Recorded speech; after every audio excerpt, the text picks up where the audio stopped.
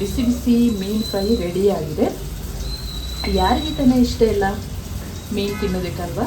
Almost ಎಲ್ಲರಿಗೂ ಬಂಗಡೆ ಮೀನು ಇಷ್ಟ ಇರುತ್ತೆ. ಕರಿ ಆಗಿರ್ಬೋದು, ಫ್ರೈ ಆಗಿರ್ಬೋದು, ತುಂಬಾ ಚೆನ್ನಾಗಿರುತ್ತೆ.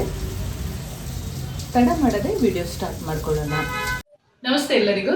ಎಲ್ಲರನ್ನು ಸುಸಿಸ್ ಕಿಚನ್ಗೆ ಸ್ವಾಗತ ಮಾಡಿಕೊಂಡು ಇವತ್ತು ಅದ್ಭುತವಾದ ಅಡುಗೆ ಮಾಡ್ತಾ ಇದ್ದೀನಿ. ಬನ್ನಿ ಹೇಗೆ ಮಾಡೋದು ನೋಡೋಣ.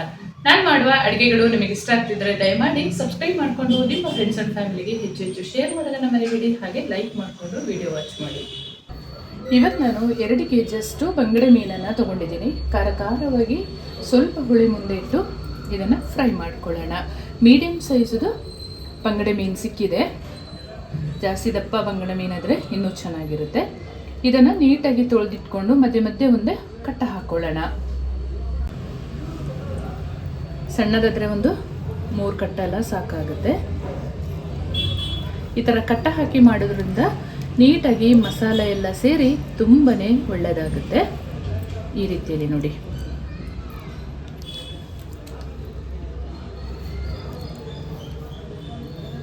ದೊಡ್ಡ ಬಂಗಡೆ ಆದರೆ ಮಧ್ಯಕ್ಕೊಂದು ಕಟ್ ಮಾಡ್ಕೊಳ್ಬೋದು, 2 ಭಾಗ ಮಾಡ್ಕೊಳ್ಬೋದು.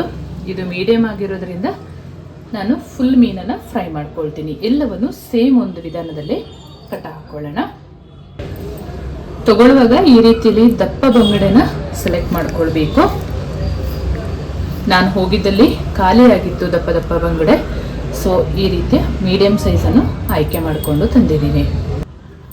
ಈ ಹದದಲ್ಲಿ ಎಲ್ಲ ಮೀನನ್ನ ಮಧ್ಯಕ್ಕೆಲ್ಲ ಈ ಥರ ಕಟ್ಟು ಹಾಕ್ಕೊಂಡು ಇಟ್ಕೊಂಡಿದ್ದೀನಿ. ನಾನು ಅಂದ್ಕೊಂಡೆ ಅರ್ಧ ಸಾರು ಮಾಡಿಬಿಟ್ಟು ಅರ್ಧ ಫ್ರೈ ಮಾಡಿದರೆ ಸಾಕು ಅಂತ. ಇದು ಸಾರು ಮಾಡೋದಕ್ಕೆ ಅಷ್ಟೊಂದು ಸೂಕ್ತ ಅನಿಸ್ಲಿಲ್ಲ. ಯಾಕೆ ಅಂತ ಹೇಳಿದ್ರೆ ಸಣ್ಣ ಸಣ್ಣ ಮೀನಿದೆಲ್ಲ ಫ್ರೈ ಮಾಡ್ಕೊಳ್ಳೋಣ ಅಂತ ಮಾಡ್ಕೊಳ್ತಾ ಇದ್ದೀನಿ. ಮೀನಿಗೆ ಹಾಕ್ಕೊಳ್ಳೋದಕ್ಕೆ ಮಸಾಲೆ ರೆಡಿ ಮಾಡ್ಕೊಳ್ಳೋಣ. 2 kg ಬಂಗಡೆ ಇರೋದ್ರಿಂದ ಒಂದು 3 ಚಮಚದಷ್ಟು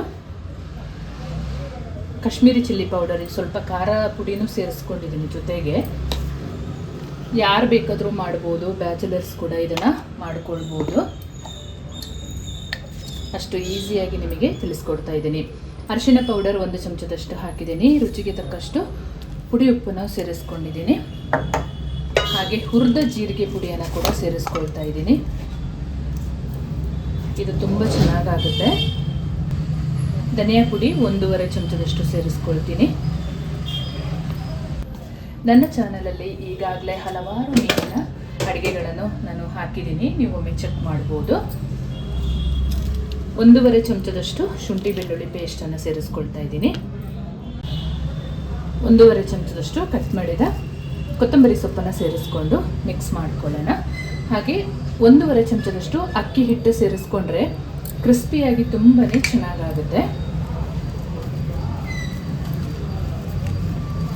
ಹುಳಿ ಯಾವುದು ಬೇಕಾದರೂ ಹಾಕ್ಬೋದು. ಲೆಮನ್ ಜ್ಯೂಸ್ ಆದರೂ ಆಗಿರಲಿ, ಅಥವಾ ನಮ್ಮ ಊರಲ್ಲಿ ಸಿಗುವಂತಹ ಕಾಚಂಪುಳಿ ಆದರೂ ಆಗುತ್ತೆ.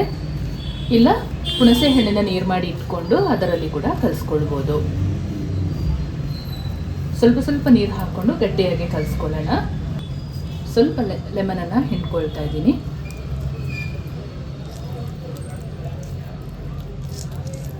ಹುಳಿ, ಖಾರ, ಉಪ್ಪು ಎಲ್ಲ ಸ್ವಲ್ಪ ಚೆನ್ನಾಗಿ ಹಾಕಬೇಕು ಫ್ರೈಗೆ. ಇಲ್ಲ ಅಂತ ಹೇಳಿದ್ರೆ ಸಪ್ಪೆ ಆದರೆ ಮೀನು ತಿನ್ನೋದಕ್ಕೆ ಆಗಲ್ಲ. ನಾನು ಹಾಕಿದ ಹುಳಿ ಸಾಕಾಗಲಿಲ್ಲ, ಹಾಗಾಗಿ ಅರ್ಧ ಚಮಚದಷ್ಟು ಕಾಚಂಪುಳಿಯನ್ನು ಸೇರಿಸ್ಕೊಳ್ತೀನಿ.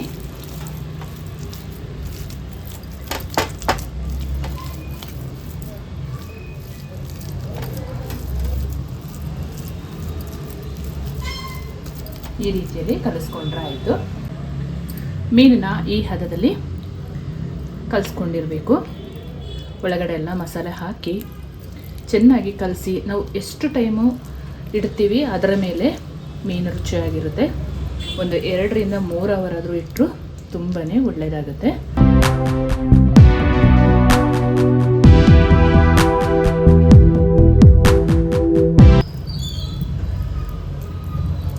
ಈ ಥರ ಕಟ್ ಮಾಡಿಕೊಂಡ್ರೆ ತುಂಬಾ ಒಳ್ಳೆಯದಾಗುತ್ತೆ. ಮೀನಿಗೆ ಚೆನ್ನಾಗಿ ಮಸಾಲೆ ಎಲ್ಲ ಹಿಡಿದು ಫ್ರೈ ಮಾಡುವಾಗ ಅದ್ಭುತವಾದ ರುಚಿ ಕೊಡುತ್ತೆ. ಈ ಹದದಲ್ಲಿ ಎಲ್ಲ ಮೀನನ್ನು ಕಲಸಿ ಒಂದು 2 ಅವರ್ ಇಟ್ಟು ಫ್ರೈ ಮಾಡ್ಕೊಳ್ಳೋಣ. ನಾನು ಯಾವಾಗಲೂ ಮೀನು ಫ್ರೈ ಮಾಡೋದಕ್ಕೆ ಒಂದು ಪಾತ್ರೆನೇ ಇಟ್ಕೊಂಡಿರ್ತೀನಿ. ಸ್ವಲ್ಪ ಎಣ್ಣೆ ಹಾಕಿ ಒಂದು 4 ಕರಿಬೇವು ಸೊಪ್ಪನ್ನು ಹೀಗೆ ಹಾಕಿ ಮೀನು ಹಾಕ್ಕೊಳ್ಬೇಕು. ಕಲಸಿಟ್ಟ ಮೀನನ್ನು ಎಣ್ಣೆ ಬಿಸಿ ಆದಮೇಲೆ ಸೇರಿಸ್ಕೊಳ್ಬೇಕು. ಜಾಸ್ತಿ ಎಣ್ಣೆ ಎಂತ ಹಾಕ್ಕೊಳ್ಳೋದು ಬೇಡ. ಒಂದು 2 ಸ್ಪೂನ್ ಹಾಕ್ಕೊಂಡು ಫ್ರೈ ಮಾಡಿಕೊಂಡ್ರೆ ಆಯಿತು. ಮುಚ್ಚಿ ಬೇಯಿಸ್ಕೊಳ್ಬೇಕು. ನಿಧಾನ ಉರಿಯಲ್ಲೇ ಬೇಯಿಸ್ಕೊಳ್ಳೋಣ. ಒಂದು ಬದಿ ಚೆನ್ನಾಗಿ ಬೆಂದ ಮೇಲೆ ತಿರುಗಿಸಿ ಬೇಯಿಸ್ಕೊಳ್ಳೋಣ.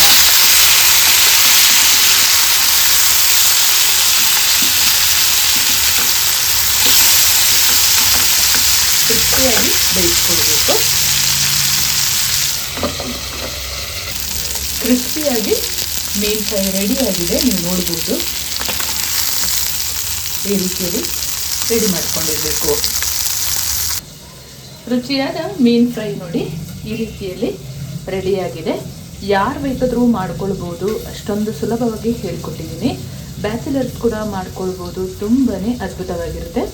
ನಾನು ಮಾಡುವ ಅಡುಗೆಗಳು ನಿಮಗೆ ಇಷ್ಟ ಆಗ್ತಿದ್ರೆ ದಯಮಾಡಿ ಸಬ್ಸ್ಕ್ರೈಬ್ ಮಾಡಿಕೊಂಡು ನಿಮ್ಮ ಫ್ರೆಂಡ್ಸ್ ಆ್ಯಂಡ್ ಫ್ಯಾಮಿಲಿಗೆ ಹೆಚ್ಚು ಹೆಚ್ಚು ಶೇರ್ ಮಾಡೋದನ್ನು ಮರಿಬೇಡಿ. ಹಾಗೆ ಲೈಕ್ ಮಾಡಿಕೊಂಡು ವಿಡಿಯೋ ವಾಚ್ ಮಾಡಿ. ಮುಂದೆ ಅದ್ಭುತವಾದ ಹೊಸ ರೀತಿಯ ಅಡುಗೆಯೊಂದಿಗೆ ನಿಮ್ಮನ್ನು ಭೇಟಿ ಮಾಡ್ತೀನಿ. ಅಲ್ಲಿವರೆಗೂ ತುಂಬ ಹೃದಯದ ಧನ್ಯವಾದಗಳು.